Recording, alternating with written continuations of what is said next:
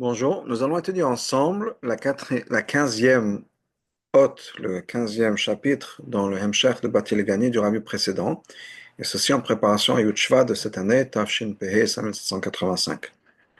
Comme on sait, le Rabbi précédent, avant Saïs Talkut, dans les dernières années, imprimait des mamarim à l'avance, faisait imprimer des mamarim à l'avance d'un Shabbat ou d'une date particulière. Il avait du mal à parler, et c'était difficile pour les chassidim de comprendre ce que le rabbi précédent disait malheureusement. Et donc, ce qui était fait, c'est que certains mamarim étaient publiés pour quand il y avait une occasion particulière. Yud Shvat, Tafshin Yud Shvat 5710, c'est le mamar de Yud Shvat que nous connaissons comme le Hemshech de Batil Gani. Les 5 premiers otiotes ont été préparés, imprimés pour ce Shabbat-là, qui était Shabbat Bo Yud Shvat, parce que c'était le Yortzeit de la grand-mère du rabbi précédent, la rabbinite Rivka, la femme du rabbi Marash. Ensuite, ce mamar continue avec une autre partie qui était, elle, préparée pour Yud Gimel Shvat et qui était pour le Yotza de la maman du rabbi précédent, la rabbinite Shterna Sarah. Elle est d'ailleurs enterrée juste en face du Oel où il y a les 3 rabbiniotes, rabbinite Shterna Sarah, la femme du rabbi Rachab, la rabbinite Hamadina, la femme du rabbi précédent, et la rabbinite Chaya Moshka, bien sûr, la femme de notre rabbi. Et ensuite, il y a eu une partie pour Purim et une partie pour Bet Nissan, qui est la Iloula du Rabbi Rachab. Et donc, en tout, c'est 20 chapitres, 20 otiotes. Et quand Yud Shvat est arrivé, l'année d'après Yud Aleph Shvat, Afshin Yud Aleph, le 11 Shvat 5711, quand le Rabbi a officiellement pris la direction, la Nesiut, la direction de Chabad, au premier Farbringen, il a repris, il a dit que ce mamar-là, c'est les instructions du rabbi précédent pour les chassidim. Et donc, ce que le rabbi a fait, c'est qu'il a commencé à faire un mamar basé sur un chapitre sur les 20 du Hemshech du rabbi précédent. C'est-à-dire que chaque année, le rabbi a étudié, a fait un mamar, a dit un mamar, basé sur un chapitre. Donc, la première année, Tafshin Yud Aleph, c'était Hot Aleph, Tafshin Yud Bet, Hot Bet, chapitre 2, etc., etc. En Tafshin Lamed Aleph, on avait fini donc les premiers, les 20, et ensuite là, c'était un Yud Shvat très particulier, c'est un Yud Shvat Agadol, et il y a eu la Knesset Torah de Sefer Torah chez Mashiach, qui a été fait à ce moment-là, et ensuite le Rabbi a repris, l'année d'après, à enseigner encore une fois, dire un mamar basé sur ça, sur le Hemshech. Ce qui fait que nous avons maintenant 2 mamarim pour chaque hôte, entre autres Tenvav dont nous allons parler cette année. Mais chaque année, encore une fois, il y a un certain paragraphe au chapitre du rabbi précédent et 2 mamarim du rabbi. Cette année, on est donc la 15e année de ce cycle-là, et les mamarim du rabbi sont les mamarim de Yud Shvat Tafshin Chaf-He, 1965, et Tafshin Mem-He, 1985, dans ce chapitre donc 15. Donc la première chose qu'on va faire, c'est un shiur sur le paragraphe du rabbi précédent. Ensuite, Bezrat Hashem, si le temps permet, d'enregistrer des shurim sur le mamar de Tafshin Chaf-He et le mamar de Tafshin Mem-He. Donc on va entrer donc, dans ce mamar, et le rabbi nous dit la chose suivante. Ça, c'est le rabbi précédent. Donc, ça, c'est un chapitre écrit par le rabbi précédent. Que Shem, Shoret Sof, ou le Mata Mata. De la même manière que le Oren Sof, la lumière infinie d'Hachem, est jusqu'en bas, Behit Pashtut, Vegiloy Ad Enshur Mespakla, et se répand à l'infini, de manière immesurée et incontable. Comme quel Oren Sof, le Mala Mala Denketz. La même chose, Hachem est en haut. Alors, juste une petite introduction. On est chapitre 15. Le chapitre 14, justement, le rabbi précédent a parlé de la révélation d'Hachem, ce qui est basé sur un mamar de Kabbalah, dans le Etzraïm, que Or et Sof est le Mala Mala, le Mata Mata Ad Enshur et le Mala Ad Enketz. C'est-à-dire que la lumière d'Hachem se révèle jusqu'en bas, à l'infini, et jusqu'en haut, à l'infini. Donc, l'année dernière, on a étudié le concept de jusqu'en bas, c'est-à-dire, c'est ce que le rabbi donc continue avec ça, de la même manière que c'est vrai, ce qu'on avait dit juste avant, on va parler maintenant jusqu'en haut. Et qu'est-ce que ça veut dire jusqu'en haut? Mais c'est-à-dire que dans la révélation d'Hachem, la révélation d'Hachem va à l'infini. Un des exemples de cette révélation d'Hachem qui va à l'infini, c'est nos univers. Nos univers, c'est tous les univers spirituels, mais même dans notre univers matériel, On pense à tout ce qu'il y a, par exemple, sur la planète, l'infini qu'il y a dans un corps humain, l'infini qu'il y a dans tout ce qui est dans la planète. On découvre chaque année de nouvelles choses, des nouvelles capacités que le monde est capable de produire, etc. Tout ça, ça vient d'Hachem. Et bien sûr, toutes les galaxies et tous les univers, ça c'est même au niveau physique. Et bien sûr, au niveau spirituel, etc. Donc tout ça, ce sont la révélation d'Hachem en bas, et c'est à l'infini. Maintenant, il y a l'autre chose qui se passe vers le haut. C'est-à-dire, juste pour lire encore quelques mots, on a Prinat Helem Or, la lumière qui se cache, Behelem Achelem, caché après être voilé après voile. Bilou Yacharilou, remonter en haut encore plus. Prinat Eder Or, la lumière disparaît, Veder Egilou, la révélation disparaît. C'est-à-dire, imaginons un projecteur, une image qui est projetée, ou bien imaginons la révélation d'Hachem ici-bas, et pensons peut-être à une image comme une pyramide. C'est-à-dire qu'en bas de la pyramide, donc, il y a toutes les milliards et les milliards et les milliards d'étoiles, et dans chaque étoile, chaque molécule, etc., l'infini, et tout ça vient d'Hachem. Donc on remonte, on remonte, on remonte, on remonte, on remonte, on remonte, on remonte. Mais à chaque fois qu'on remonte, il y a de moins en moins de révélations. On peut penser aux générations des êtres humains. Le peuple juif, on est en ce moment dans ces parachutes-là, il y a eu 600 000 personnes, 600 000 hommes, entre 20 et 50 qui sont sortis d'Égypte, on est à 2-3 millions, qui sont les descendants des 70 personnes qui sont venues, donc toute la famille de Yaakov, qui sont les descendants des deux Shvatim, qui sont les descendants de Yaakov, et ce qui fait que, comme dans toute famille, et on peut faire ça à travers le monde entier, on remonte, on remonte, on remonte jusqu'à Adam Arishon. Ensuite, on passe à Adam Arishon, on remonte à la source même d'Adam Arishon. Et qu'est-ce qui se passe entre-temps? Quand on prend les 8 millions d'habitants et qu'on remonte vers Adam Arishon, génération après génération après génération, par exemple, à chaque fois, il y a de moins en moins de monde. Et c'est vrai à toutes les révélations. Ça peut être le, numéro le nombre de téléphones portables qui existent de nos jours. Et on va à un moment, il n'y a pas de téléphone portable. On va à un moment, il n'y a pas de téléphone. À chaque fois, on remonte en arrière, on remonte vers la source, on réduit la révélation. Et si on fait ça pour tout, on arrive à un zéro absolu. Bien sûr, dans Hachem. Hachem est toujours là, bien sûr. Mais la première existence, la première chose qui va exister, c'est quoi? C'est une révélation de la lumière d'Hachem. Si même on arrive à remonter avant même la révélation. Donc on est dans la négation, dans le néant absolu, mais le plus absolu qu'on puisse imaginer. Et ce que l'Arabie nous dit, l'Arabie précédent, et de manière générale, en tout cas par rapport à la création, c'est le concept de Tzimtzum, Shaya Boren Sabokh, qui était dans la lumière infinie d'Hachem. Shehu, c'est-à-dire, il est Italmu Ta'or, la lumière qui est cachée maintenant, Vehit Kalelut cette lumière-là qui va être incluse, absorbée dans l'essence d'Hachem. Qu'est-ce que ça veut dire? Est-ce que Rabbi va expliquer? Qu'est-ce qui s'est passé au moment du Tzimtzum? Alors Rabbi nous dit la chose suivante. Qu'est-ce qu'il y a avant le Tzimtzum? La lumière infinie d'Hachem était révélée. Alors c'est quoi le Tzimtzum? Le Tzimtzum, c'est la contraction d'Hachem. Hachem est dans la révélation, on va voir ça un peu plus tard, mais juste pour introduire le contexte. Hachem se révèle. Cette révélation, entre autres, a permis à la création du monde. Mais il y a un problème dans cette révélation. Le problème dans cette révélation, pour l'instant, et encore une fois, on va raffiner ça dans les lignes à venir, c'est que cette révélation est infinie. En tant que telle, elle ne laisse aucun espace pour quelque chose qui est fini, qui est dimensionnel et qui va exister. Parce que pour que quelque chose existe, il faut qu'il y ait des paramètres. S'il n'y a pas de paramètres, il n'y a pas d'existence. Prenons un exemple. Il y a l'océan. Si on veut sortir une goutte d'eau, un verre d'eau, le verre d'eau maintenant est sorti, a son existence indépendante. Qu'est-ce qui fait que ce verre d'eau a son existence indépendante? C'est qu'il est séparé du reste de la mer par une surface, c'est un verre d'eau, disons une surface en verre, et qui maintenant lui donne son identité personnelle et propre.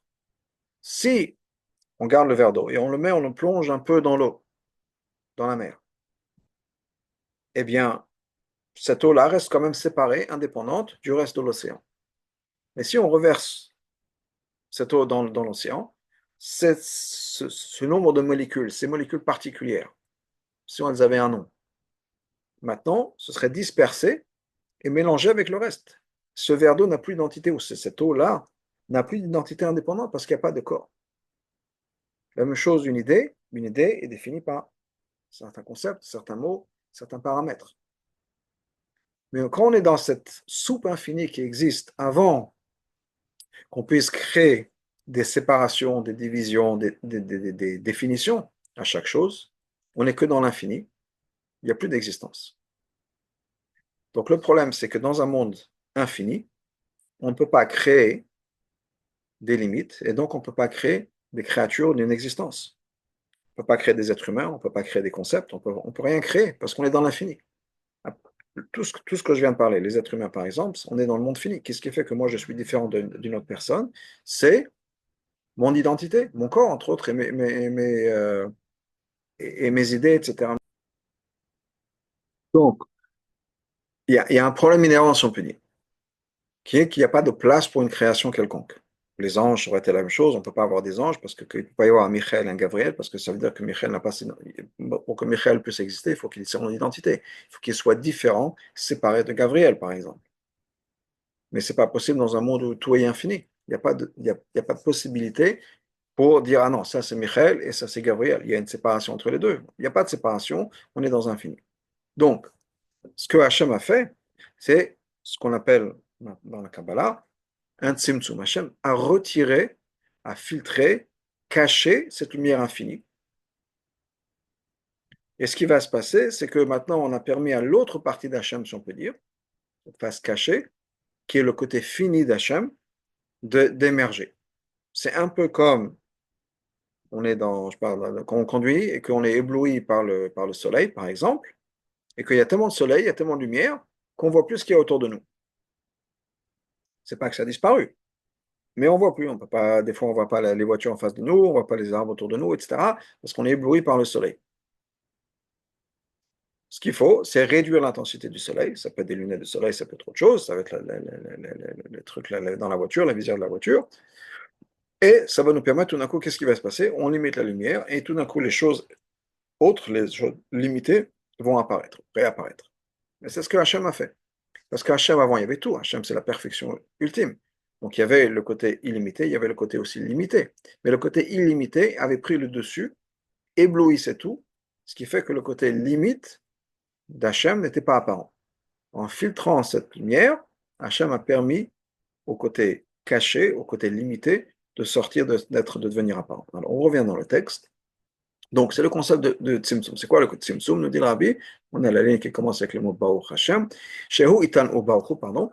Shehu ital muta or vetkalelut batmutzebar. C'est donc la lumière qui est cachée et qui est réabsorbée dans l'essence même d'Hachem. C'est quoi réabsorber? La lumière, elle n'a pas disparu, c'est pas qu'elle a parti quelque part, mais qu'elle était plus révélée. Quand elle n'est pas révélée, ça veut dire quoi? Elle retourne à sa source. Un peu comme nous, par exemple, quand on va dormir, dès que notre neshama monte en haut, c'est quoi le neshama monte en haut? Elle sort, elle est neshama toute la journée, elle est investie dans le corps, elle nous donne la vitalité pour qu'on puisse vivre, manger, s'occuper de nous, étudier tout ce qu'on a besoin de faire, qui ne sont pas nécessairement des choses qui sont intéressantes pour la neshama. Arrive le moment où la neshama met le corps à dormir, il dit voilà, maintenant c'est bon, les enfants sont partis dormir, on peut faire ce qu'on veut. Donc la neshama met notre corps à dormir et elle rentre, elle se désinvestit du corps et elle rentre dans son essence, où elle peut être communiquée. Son essence, c'est Hachem, et donc elle est en lien avec Hachem. Donc c'est ça, c'est être réabsorbé dans sa source, au lieu d'être investi dans l'extérieur, ça remonte vers l'intérieur. Avant le Tzimtzum, cette lumière infinie était révélée. Comme c'est marqué dans le Tzraïm, avant les premières créations au niveau de Hatzilut, avant même pas un Yesh, Hatzilut ou Etzel, c'est avant même la création du Yesh. Le Yesh, c'est quoi? C'est Bria. Comme on dit dans le pasuk Bereshit bara Elokim, au commencement, il y a eu cette Bria, et le Rambam nous explique, c'est quoi Bria? Yesh Ma'in. Maintenant, il y a un Yesh. Yesh, c'est quoi? Il y a quelque chose qui a son identité propre. C'est plus perdu dans cette soupe infinie. Donc, on est dans le monde de Hatzilut, c'est-à-dire avant même le Bria, avant même qu'il y ait Hatzilut, ça veut dire des choses, la première étape de la création. Il y avait une lumière supérieure, supernaturelle, pashut pure, simple, qui remplissait toute l'existence qu'il y avait. Encore une fois, c'est par rapport à nos termes, il n'y avait pas d'existence, mais ce qu'il y avait, c'était uniquement cette lumière infinie d'Hachem. C'est-à-dire qu'il y avait une lumière, une révélation de l'infini d'Hachem. C'est-à-dire que ce qu'on ressentait à l'époque, encore une fois, il n'y a pas de personne pour le ressentir, mais ce qui était ressenti, ce qui était révélé de manière claire et évidente, c'est Sof, c'est le côté infini. À cette époque-là, si on avait un touriste, si on peut dire qu'elle allait visiter ce niveau-là, cette madriga, ce qui ressentirait automatiquement, c'est l'infini d'Hachem.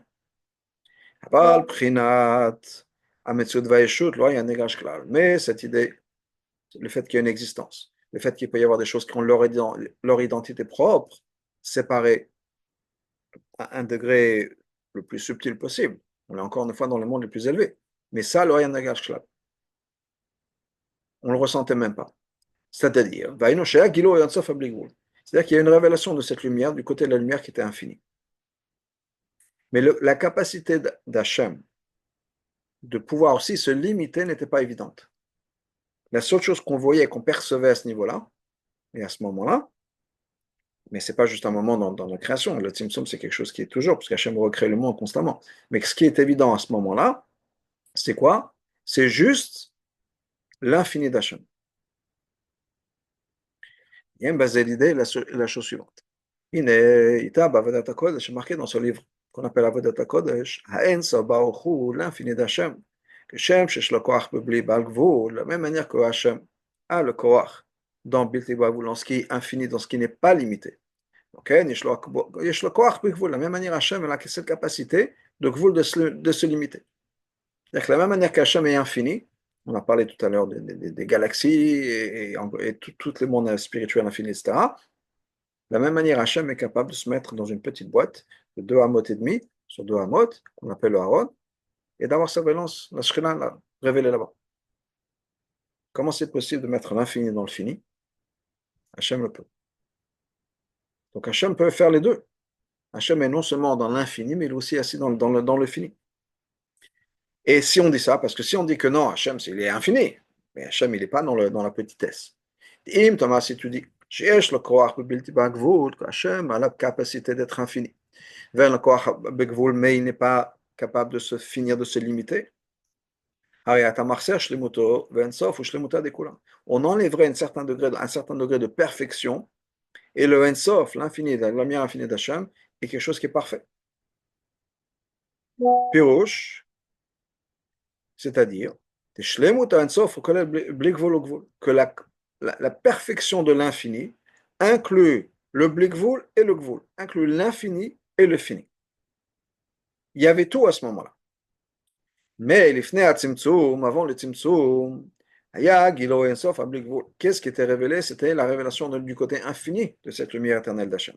Cette capacité du fini était cachée à ce moment-là. Ce n'était pas quelque chose qui était évident, qui était révélé. C'est ça ce qui est marqué dans la Sphara, dans la Kabbalah.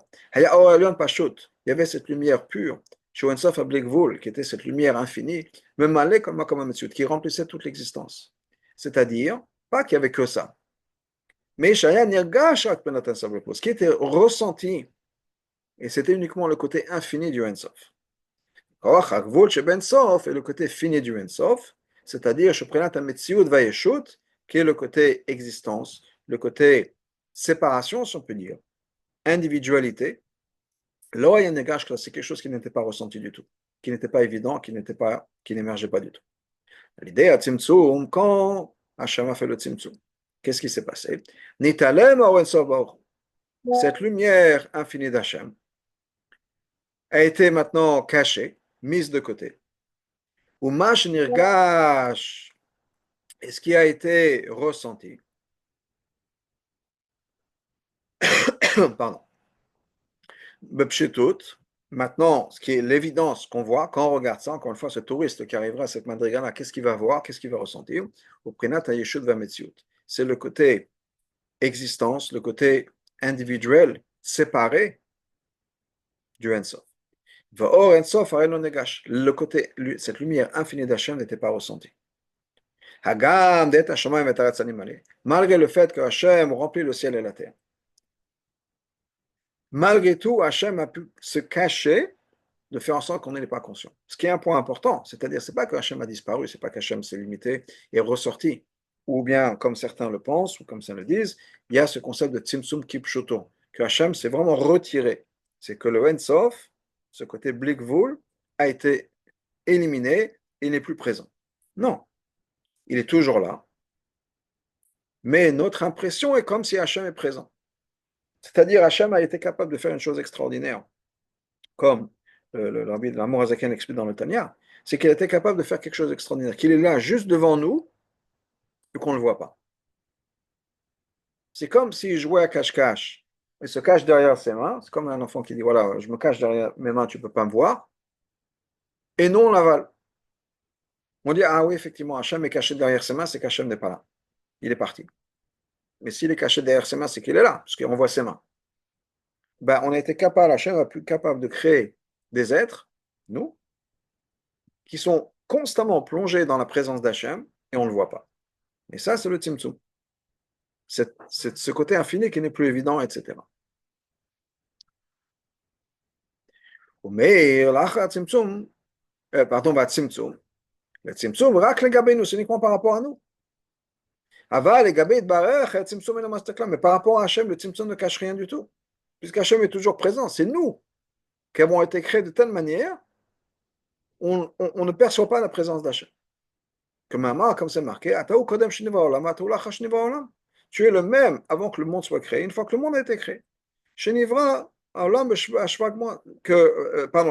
la même chose exactement, il n'y a rien qui a changé. Le Tzimtzum ne cache rien du tout par rapport à Hachem.